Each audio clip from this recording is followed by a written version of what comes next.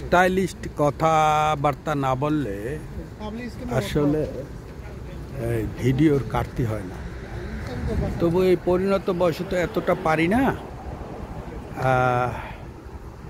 তো একটু ওই শখের বসে দু একটা সারি আর কি। তারপর যখন দেখি যে বেশ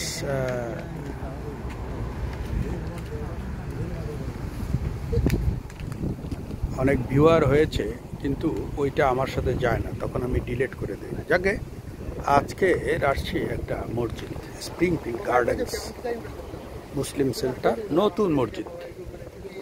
তো ভালো লাগলো আসলে।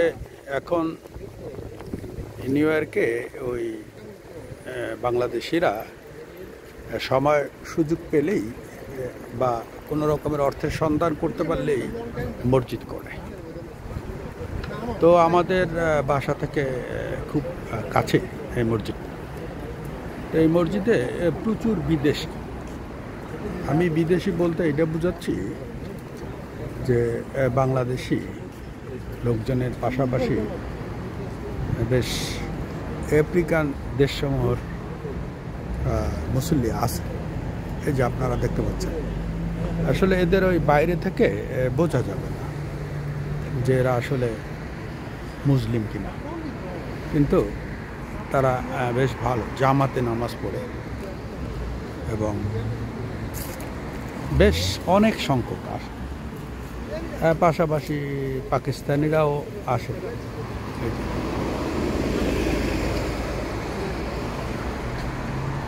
আর এখানের বর্ণনা তো আপনারা অনেকবারই পেয়েছেন। এখানে আসলে ওই সব কিছুই মোটামুটি ডিসিপ্লিন। ওই তাড়াহুড়া হুরজুত এগুলা নাই বললেই চলে। তো আপনারা এই যে বাহিরের দৃশ্যাবলী দেখতেছেন, এখানে ওই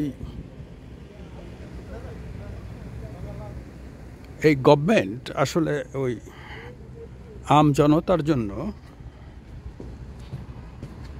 চেষ্টা করে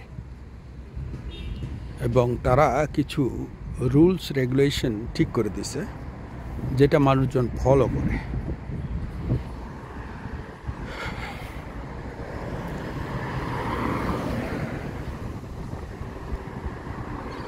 বেশ কয়েকবার বিদেশে আসা যাওয়া করেছি, অনেক দেশ ঘুরেছি। জানি না, আমি সম্ভবত একটু ইমোশনাল। সবার উপরে আমার দেশ, সবার উপরে আমার দেশ। তাই দেশের বিপরীতে যায় এমন কথাবার্তা যদি হুট করে বলে ফেলি, যেটা আমার আবেগে বাজে, পরে আমি ডিলিট করে দিই।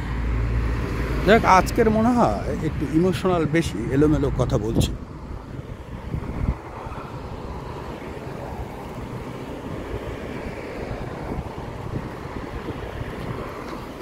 তো আশায় সবসময় থাকি যে আমার দেশ একদিন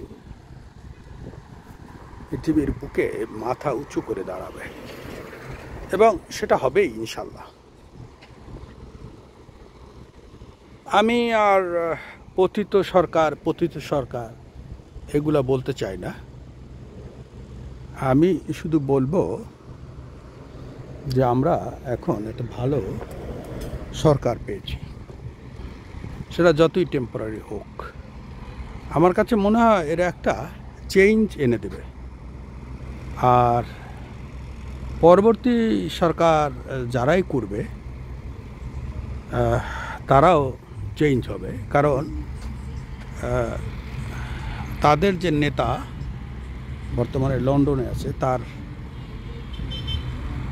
কথাবার্তা চেঞ্জ হয়েছে এবং সম্ভবত ভালো হয়েছে, কারণ তার ব্লাডটা আবার ভালো, যার কারণে আমরা আশাবাদী। তো ভালো থাকেন, সুস্থ থাকেন, খোদা হাফেজ।